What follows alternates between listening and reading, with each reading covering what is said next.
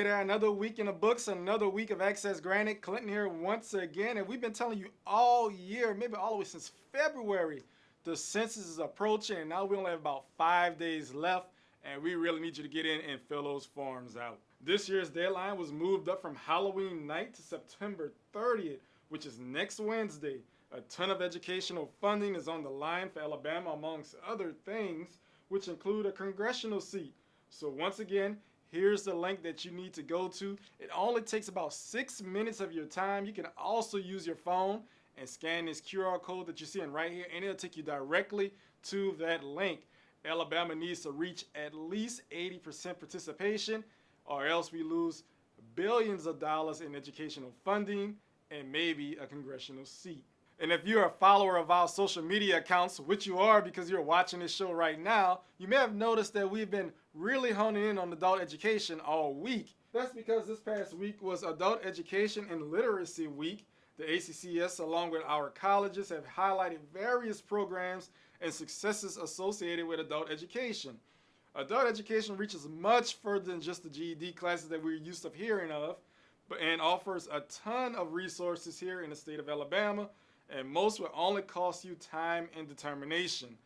If you need a little push, view all of the great information we've shared throughout the week, or contact your local school's adult education departments. And Wallace Community College in Dothan is bringing back a popular technical training program.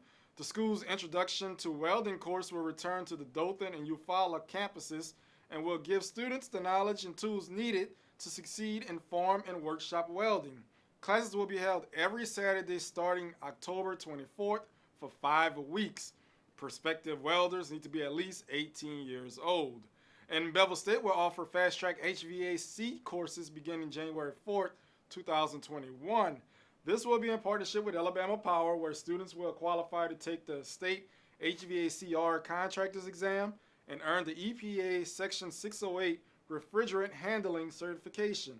Now, the class will cost, but courses are free to WIOA approved participants. Seats are limited to only 8 students, so you need to move fast. Deadline to apply is October 15th.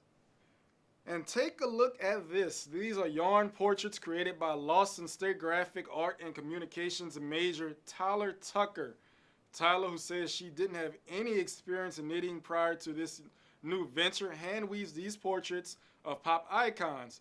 She was featured by WVTM News 13 in Birmingham recently and says some of her artwork takes about a month to complete, and hopes to hand deliver the Steve Harvey portrait you see here free of charge and in person, because Steve Harvey is one of her big influences in life.